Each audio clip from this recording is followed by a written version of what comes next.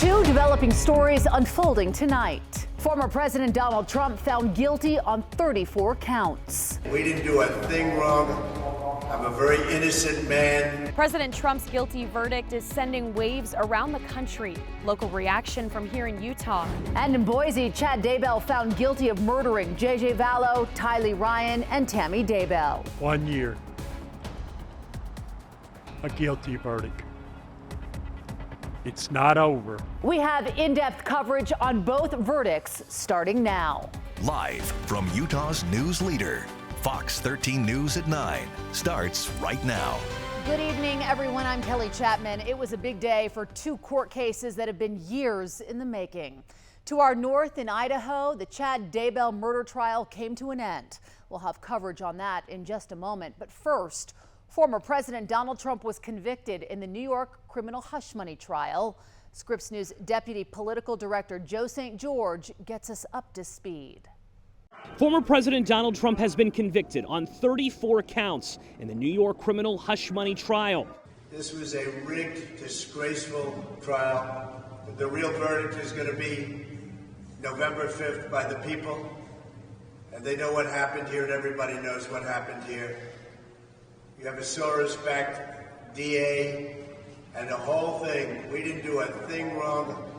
I'm a very innocent man. The jury deliberating for more than 11 hours, finding Trump falsified business records surrounding a $130,000 hush money payment made to adult film star Stormy Daniels. During deliberations, jurors asked for the judge's instructions to be reread, as well as several sections of witness testimony. A monumental task for the 7 men and 5 women on the jury. The first time in American history a jury has ever had to decide whether a former president and presumptive party nominee is guilty of a crime. There's been swift reaction here outside the courthouse, where Trump supporters have been staging throughout the trial. And it was a grueling one, taking place over 20 days with nearly 24 witnesses, including Trump's former employees and confidants. Trump did not take the stand. The prosecution alleged that Trump tried to buy Daniels' silence about their alleged affair and reimbursed his then lawyer Michael Cohen, who fronted the money. They argued that Trump intentionally falsified documents relating to the payment to hide damaging news from voters during the 2016 presidential election. While this defendant may be unlike any other in American history, we arrived at this trial and ultimately today at this verdict in the same manner as every other case that comes through the courtroom doors, by following the facts and the law and doing so without fear or favor. Trump pleaded not guilty and has denied having an affair with Stormy Daniels. Joe St. George, Scripps News, New York. Former President Donald Trump's sentencing will take place on July 11th. Now, the judge could sentence him to probation or up to 4 years in prison. It is important to note this conviction does not bar him from running for president. But should Trump win re-election, he could not pardon himself because this is a state case. The Biden-Harris campaign statement says, in part, in New York today, we saw that no one is above the law. But today's verdict does not change the fact that the American people face a simple reality. There is still only one way to keep Donald Trump out of the Oval Office, at the ballot box. Convicted felon or not, Trump will be the Republican nominee for president. President Trump's guilty verdict is sending waves around the country. Fox 13 News reporter Jenna Bree shares reaction from Utah leaders. No one is above the law. I think that that's really what this jury has really let everyone in the United States know. Alliance for a Better Utah director Jeff Merchant says Thursday's verdict proves that even former presidents can be held accountable for their crimes. Everyone needs to take it seriously. Anybody who decides that, that this was somehow predetermined or that this was somehow, a sham trial is not being honest with themselves and not being honest with their constituents. But other local leaders disagree. I think this is the greatest illustration of election fraud and election interference. This entire case, the verdict here today, everything is very well orchestrated by the left. It's a weaponization of our legal system. against political opponents. Riverton Mayor and U.S. Senate candidate Trent Staggs says he hopes this will convince Utahns to vote to re-elect Trump. This is really important for Utahns to stop and consider. They can make some action right now. One local political expert says this verdict could change the political climate here in Utah, and we could see more division as more people mobilize in support of or against President Trump. Those dividing lines, is kind of where they were, if they were small or not, are going to become even wider. More polarization will happen. People are going to have to try to explain or defend where they are based on these verdicts, and it is going to be very difficult. Hinckley Institute of Politics Director Jason Perry says many Utahns might be reconsidering how they're going to vote this November. I think that we're going to see as a lot of people not looking at this as a happy day, but a day that makes us really kind of look at our system itself. In Salt Lake City, Jenna Bree, Fox 13 News, Utah. A number of prominent Utah politicians are also reacting to the verdict. Democratic candidate for governor Brian King says today's conviction reaffirms the importance of our judicial system, adding that if you voted for Trump in the past and today's conviction was your tipping point, that you were not alone. Governor Spencer Cox expressed concerns about the precedent this trial sets. He went on to say, quote, "No one is above the law, but in this case, I believe the indictment was a mistake and should have never been brought forward." Congressman Burgess Owens shared a similar sentiment, saying, quote, "The same Democrats who talk nonstop about defending democracy cheered as a political and biased judge trampled the rule of law to rush a conviction of their top political opponent, President Trump." And U.S. Senate candidate Brad Wilson says, quote, "This trial has been a sham orchestrated for one reason. Democrats know that Joe Biden is losing." Stick with Fox 13 News as we continue to track this case making American history. Now on to our other top story tonight. An Idaho jury found Chad Daybell guilty on all counts in his murder trial. It's a story that's made national headlines. Fox 13 News began covering this 4.5 years ago. That's when Daybell's current wife, Lori Vallow Daybell's children, JJ and Tylee, were reported missing. Not long after, police reported that the death of Chad's first wife, Tammy, was deemed suspicious. JJ and Tylee's remains were found in Chad's backyard in early June of 2020. Last year, Lori Vallow Daybell was sentenced to life in prison for her role in their deaths. And today, it was Chad Daybell's turn to find out his fate. Court TV correspondent Kelly Craft picks up the story from there. Chad Daybell, the self-proclaimed doomsday prophet, guilty on all counts, including the most serious charges of first-degree murder. Chad Daybell showed no emotion as the guilty verdict was read inside the Boise, Idaho courtroom. Jurors deliberated for nearly 6 hours and determined that Chad Daybell murdered his first wife, Tammy Daybell, and the 2 children, JJ Vallow and Tylee Ryan, who belonged to his second wife, Lori Vallow Daybell. Here's some reaction immediately after the guilty verdict was read. We just heard the verdict for Chad Daybell, guilty on all counts. Megan, what is your reaction? Overjoyed, relieved, happy, sad, good sad. Just all over relieved. You and I were not sitting too far apart from one another inside the courtroom. Nope. Tell me about your feelings right before that verdict was read on count 1. Very, very nervous. Like I said, there's always that chance, and so you kind of have that in your gut feeling that you're like, what if the decision doesn't get made right? But at the same time, I was just ready to hear it. And then after we heard that guilty verdict on count 1, which was conspiracy to commit first-degree murder for Tylee Ryan, then what did you think?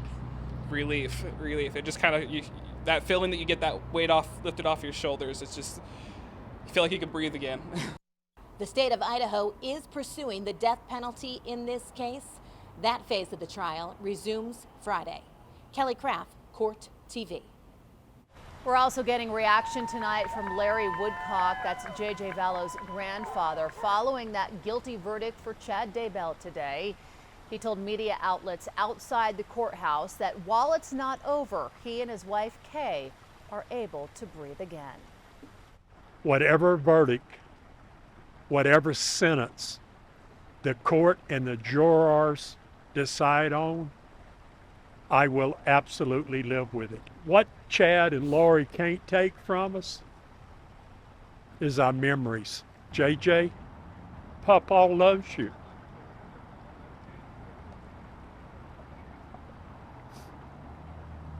JJ, I miss you. We will keep you updated on what comes out of tomorrow's court proceedings throughout the day on Fox 13 News. Tracking the potential for the first heat wave of 2024. Some areas going to get into the triple digits. I'll let you know how hot it's going to get and when to expect those warm temperatures coming up. What do Utah lawmakers say about patients having to pay thousands of dollars for life-sustaining medications? Hear what they told me coming up. We have a new professional sports team here in Utah in the Premier Lacrosse League with the Utah Archers. We'll introduce you to them coming up. A Duchesne couple was in the right place at the right time while on a trip to Washington, D.C. back in April. This picture shows Ken Moon giving CPR to a man who had an emergency right there on the street.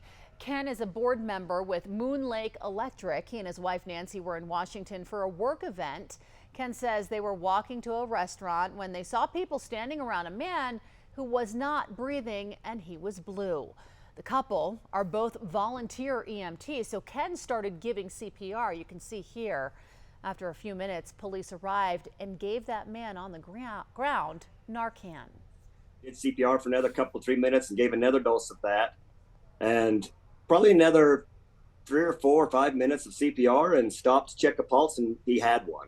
It surprised me because I've been an EMT for 39 years and done a lot of different CPR, and very seldom do you get a spontaneous pulse back without defibrillation and things. So. And Narcan is a drug reversal medication. Ken says before the man was taken by ambulance, he got his color back and he was doing pretty well. The couple truly feels they were meant to be there because earlier in the day, their flight from Salt Lake to Washington was delayed an hour. You normally think of them ruling the playground, running all around, but these kids started their own small business for a few hours today. Fox 13 News digital reporter Shanti Lerner shows us the Children's Entrepreneur Market in Stansbury Park. Cheesecake! Buy your cheesecake! Cheesecake! We are out in Stansbury Park at the Children's Entrepreneur Market, and it's all children vendors that are here today. So in 2017, they passed a law called the Lemonade Law, which means that kids do not have to have permits to sell. So this is basically a big advanced lemonade stand. My name's Kaylee and I'm selling books, headbands, bubbles, and I'm giving cheesecakes and waters and flan. All right, me being Filipino, I had to try the only Filipino booth here. Let's try the lumpia. Oh, the sauce. Try the sauce, it's better. Oh my gosh, that is so good. Obviously had to take some lumpia to go. Look at that. Yeah, it's really fun and it's nice to know that some of my stuff is actually sellable and that people like it. My name is Gracie and I'm selling chips and salsa. So we've came for the last few years. Yeah. Just to kind of help see what she wants to do. We sell tres leches, churro, cheesecake, egg, la fruta, which is a fruit cup. So my name is Hayden. My name is Jace. And what do you sell? We sell 3D printed stuff. We sell snow cones and cotton candy. So I'm an entrepreneur. What does that feel like to say that? It's pretty cool. Honestly, I like selling things. It's fun. I like working with people. I like it.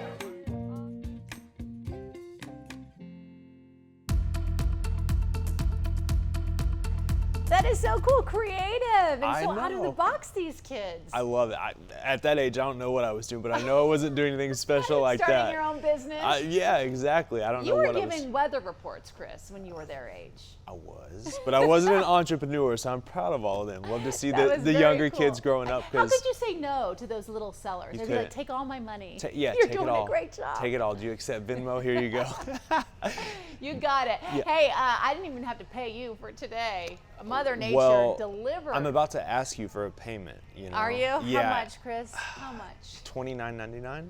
You got it? That's a deal for today. I thought it was so nice. Those moderate was nice. temperatures, really comfortable. Yeah, we saw a weak cold front move, and that helped shave a few degrees off of the temperatures compared to what we saw over the past previous days. Now, enjoy tomorrow because we have a big warm up on the way. Do the yard work tomorrow. Maybe if you want to go on a long run or something, do that tomorrow before we see those temperatures really start to heat up. Now, we are going to warm up a little bit tomorrow, but we're still going to be near normal. That normal high is in the upper 70s. That's where we should be tomorrow. But as we work our way into next week, near record heat is expected, dangerous heat, especially as you work your way into parts of Washington County where temperatures could exceed 105 degrees. So hot weather is on the way. If you're just listening to me, I want you to come take a look at your screen. Live look over downtown Salt Lake. You can see the Great Salt Lake there in the background, the mountains, the sun setting. Hey, just so you know, our sunset is going to be around 9 p.m. in about 2 weeks. So we're continuing to see the later sunsets and the earlier sunrises as we work our way toward summer. Hard to believe. 66 degrees north wind at 6 miles per hour. That's behind that cold front that moved through. And the temperatures are pretty comfortable. 66 in Ogden, 63 in Provo, St. George, in a completely different world. 89 at this hour. Overnight lows are going to stay in the upper 60s to around 70 for St. George. Most of the Wasatch Front, upper 40s, lower 50s to start your Friday. So a rather comfortable start to the day. The activity we saw with that cold front, the showers and storms have fizzled out. Tomorrow morning, 1 or 2 showers possible for central parts of Utah. Most areas stay dry. And then when we add in a little bit of daytime heating tomorrow afternoon, 1 or 2 storms are possible over the higher terrain with those warmer temperatures. Upper 90s for St. George, upper 70s along the Wasatch Front. Even southeastern parts of the state, Bullfrog going to see a high of 91, 84 in Moab. Even hotter temperatures are in the forecast with a heat wave on the way. This is next week by the middle and into the week, and that's going to continue into the weekend. A big area of high pressure is going to build over the desert southwest. It's going to lock in place, and our temperatures are trending above normal. This is that 6 to 10 day temperature outlook from the Climate Prediction Center. So this would be from the middle of next week into the end of the week and that following weekend, so that second weekend of June. These red colors indicate a strong likelihood of temperatures running above normal. And again, the normal high is nearing 80 in Salt Lake, near 90 in St. George. We are going to be above that as we work our way toward the end of the week. Notice temperatures kind of fluctuate over the next few days with weak fronts moving in, dry fronts, but we're going to see temperatures warm over the weekend in the mid to upper 80s for Salt Lake, getting into the 90s for your Thursday next week, and we're going to see those 90s stick around into Friday and the weekend. St. George, dangerous heat, just not a good forecast if you don't like the heat. We're talking about temperatures near triple digits Tuesday, 103 Wednesday, above 105 for your Thursday.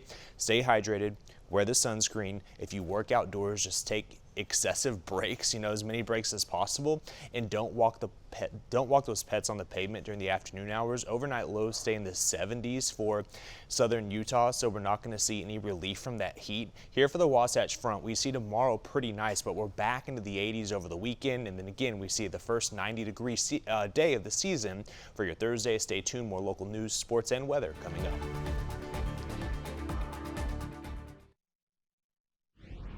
Welcome back, everyone. On to an update as West Valley City plans to vote on an organizational change for the West Valley Performing Arts Center.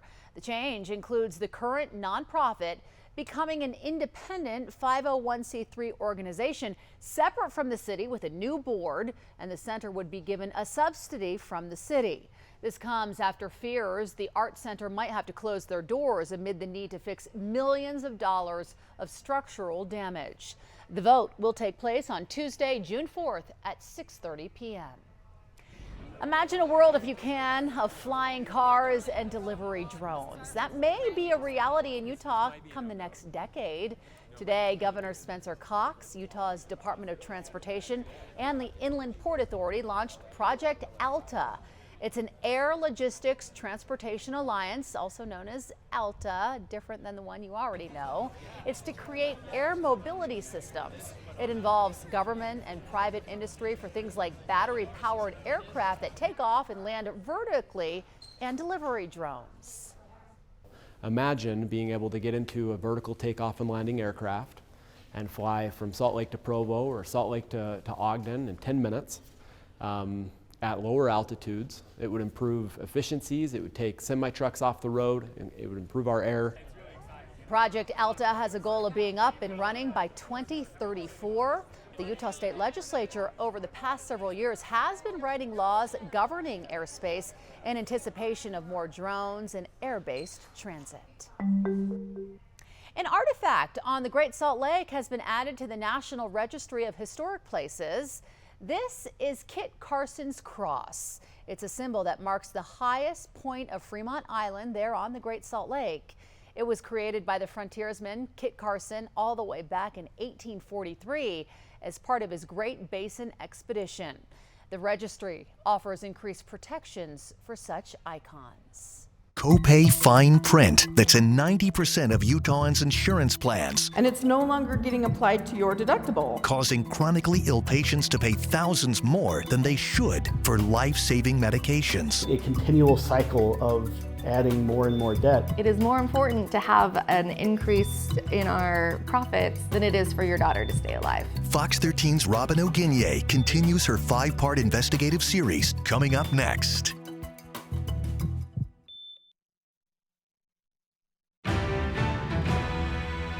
Right now, there's breaking news coming out of Murray. We understand there's been a shooting in the area of 54 West Fireclay Avenue.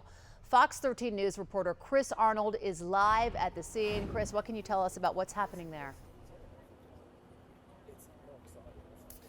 Well, yeah, good evening, Kelly. Yeah, this is still actually a pretty active scene. Murray police have an intersection at Main Street just down the way blocked off. And here at Burke Hill and Fireclay, we're blocked off right here. I do want to step out of frame so you can see what it looks like here behind me. Police still out here kind of going through the scene. As you can see, evidence markers just scattered along the street right there. Now, we were able to speak with a spokesperson with the Murray Police Department here in just the past 15 minutes who gave us some preliminary information. She tells us that they were dispatched to a shooting just after 7 o'clock tonight in this area, and when officers arrived, there were multiple victims. Now, she said there are 3 to 4 victims, but not sure of an exact number yet. She says these victims received minor to critical injuries. We did ask how many are critical at this time, and she said she doesn't have that information at this time, but did say the victims were transported to the hospital.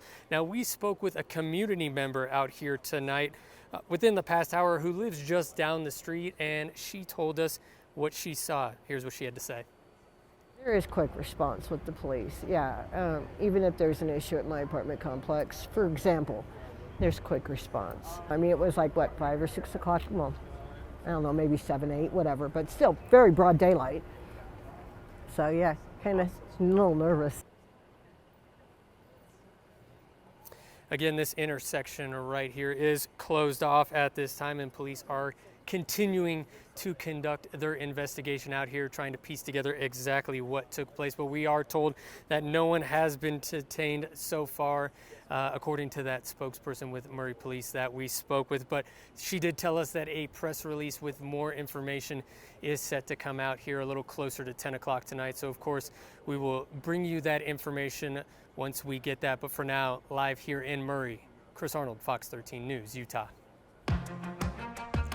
For several years now, the state of Utah has introduced legislation that would keep more money in patients' pockets, particularly for people who have expensive medications for chronic diseases. But this legislation has continued to fail, leaving many families wondering if they'll always struggle to pay for their loved ones' life-saving treatments.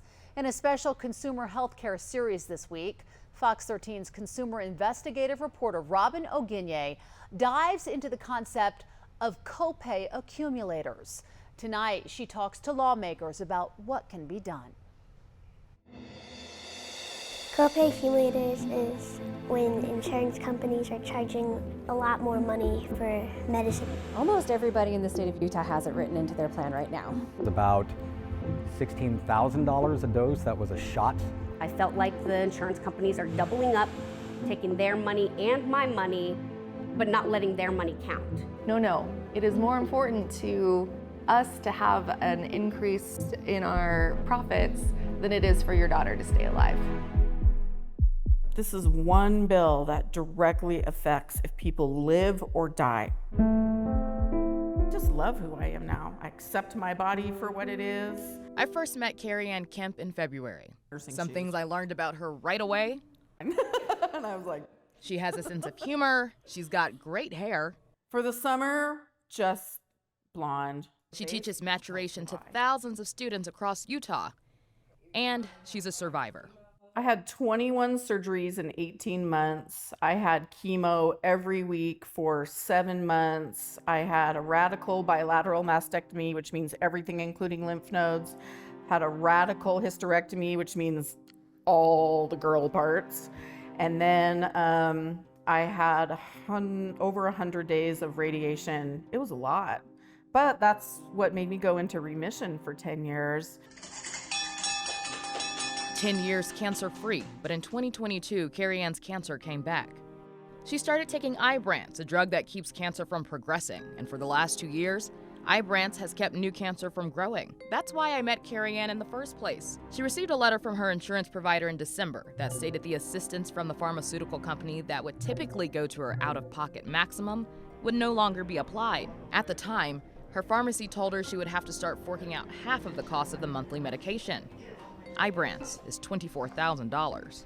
We were there for Carrie Ann's February 6th doctor's visit when she left without her monthly dose. I have to have $12,000 today. I don't have $12,000. More than 3 months later, she now has a more promising outlook. I had to come up with a way to come up with my copay, and I did, so I'm actively back in treatment at a great financial sacrifice to some certain aspects of my life, but I'm here. As it turns out, she doesn't have to pay the $12,000 that was initially quoted to her.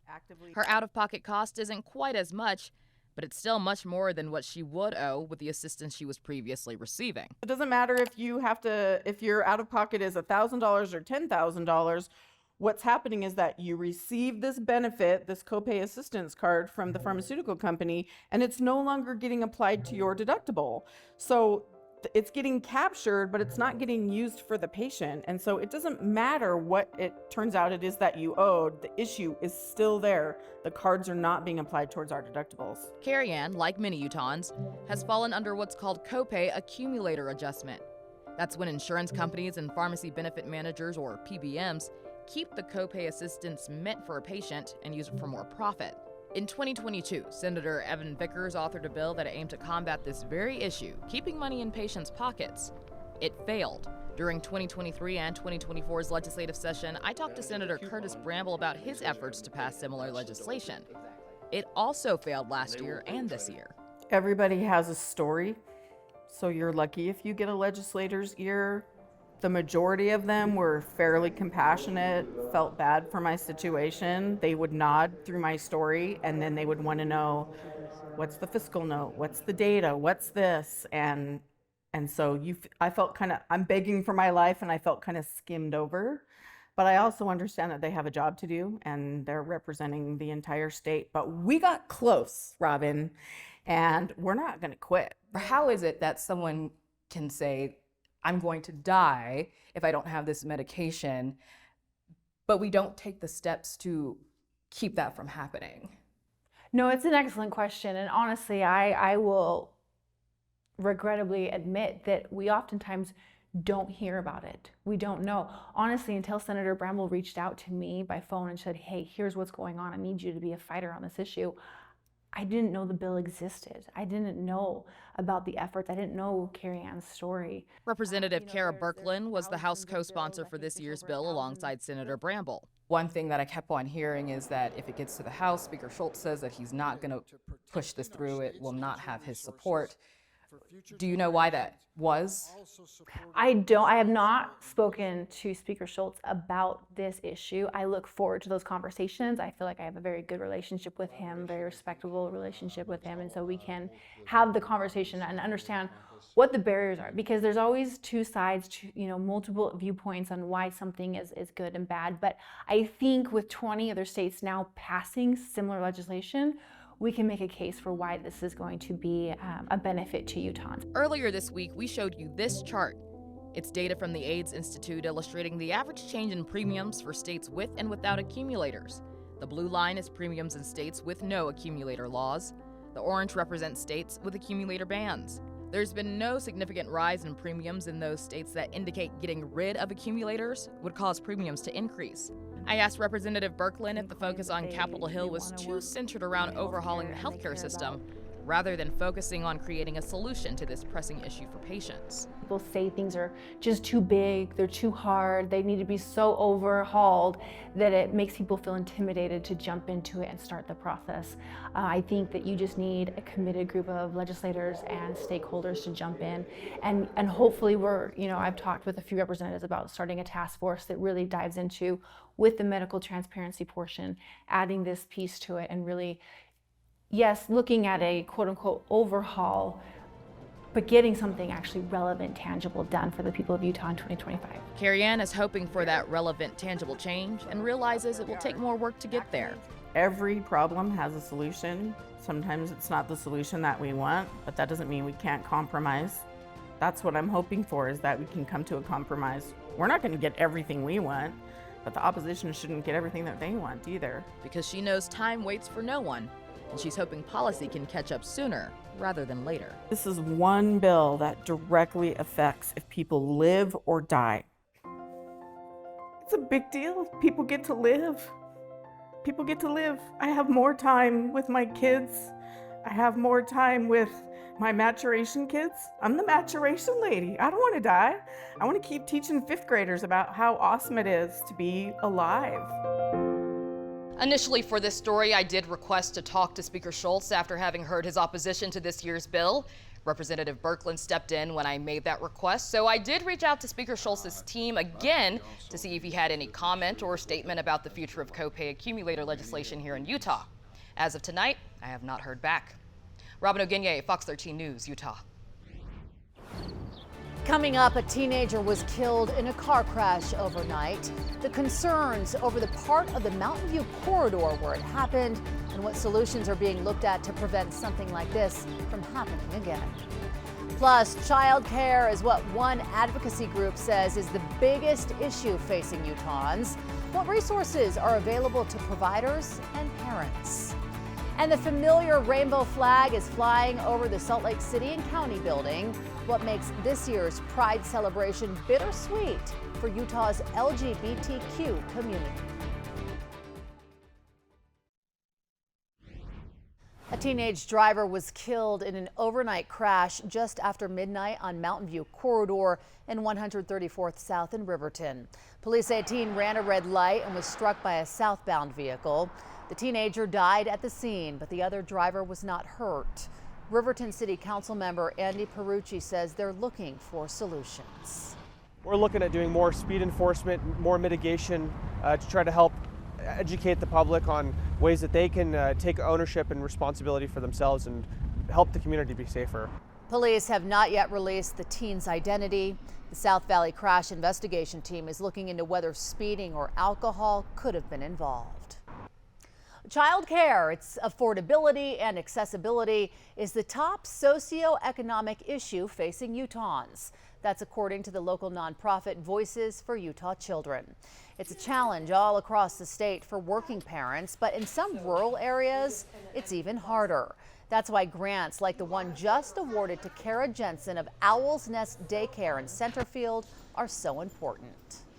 It's humbling. I mean, it would have taken me years and years and years to fill this building. I mean, this is, I don't know if I'm allowed to actually say how much all this is, but it was a lot, way more than I could ever afford. But we're going to have to do it, consistently across the state, but looking at the needs of the individual communities and seeing how we can address that. And, money doesn't always fix everything, but in this case, it's needed.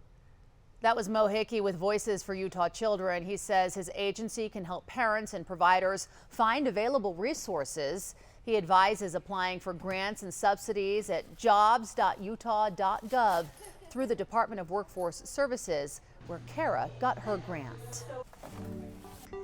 This morning, ahead of the beginning of Pride Month on Saturday, the LGBTQ Pride flag was raised at the Salt Lake City and County building, marking the beginning of the Utah Pride Festival. It comes at a time when Utah's LGBTQ community has seen legislation passed on Capitol Hill that advocates say particularly targets transgender people. But they also say it's why festivals like this are important and visibility also important. And I think it's really an important weekend to remember that and remember what we're here fighting for, and also a time to celebrate. We have come so far as a community. There's not a marginalized community out there that has experienced as much change as the LGBTQ community has in such a short period of time. That being said, we're not there yet. The Utah Pride Festival will be at Washington and Library Squares in downtown Salt Lake City through Sunday. Plus, we're going to flip the calendar from May to June over the next couple of days. It's going to feel more like July, though. I'll let you know how hot it's going to get and how long those warm temperatures are going to stick around, coming up here in just a couple of minutes. We have a new professional sports team. We'll hear from the Utah Archers of the Lacrosse Premier League coming up in sports. And it was Game 5 between the Timberwolves and Mavericks. Did the Mavs close out the Wolves? The highlights are on the way.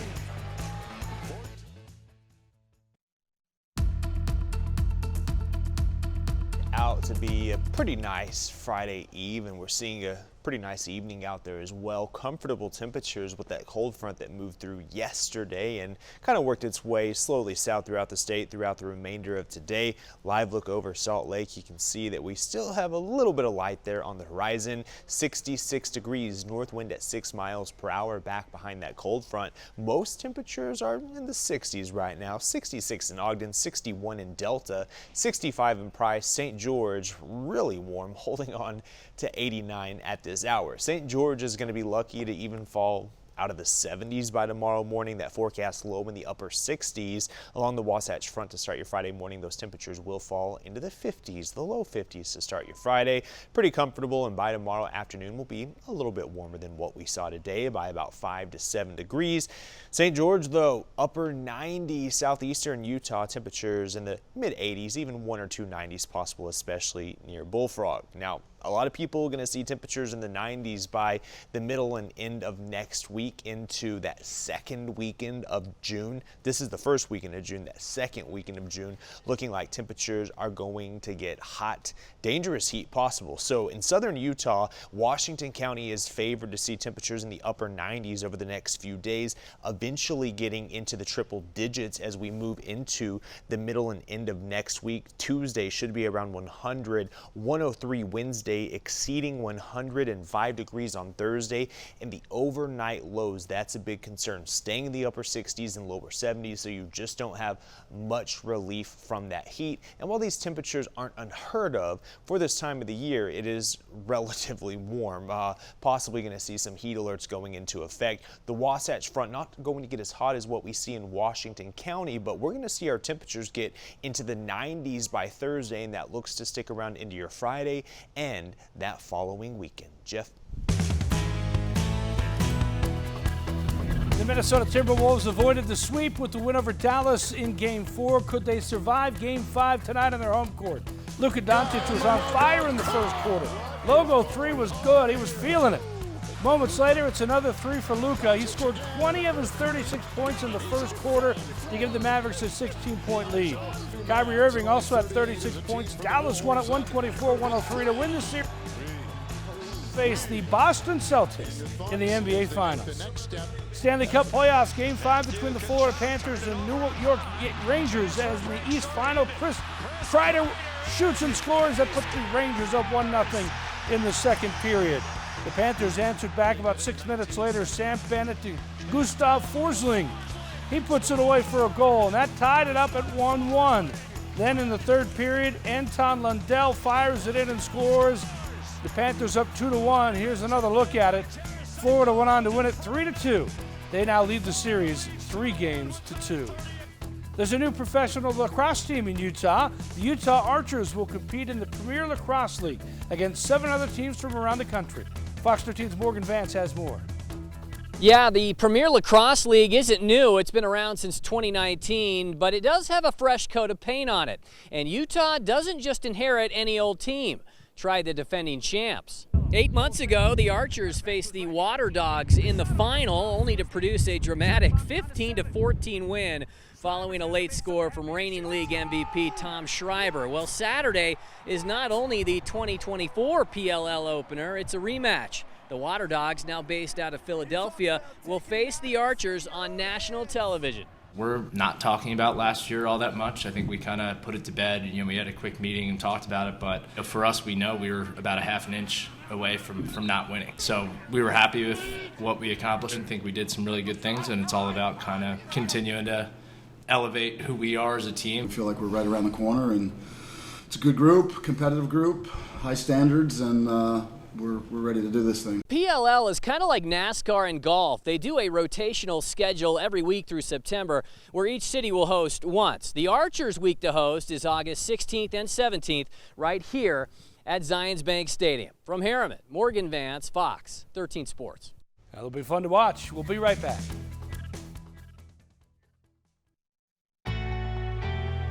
We've got you. For those of you who have missed the Scripps National Spelling Bee this week, no worries. We have a wrap-up of the final 2 facing off in a rare lightning round tiebreaker, and this was really something to see. Check it out.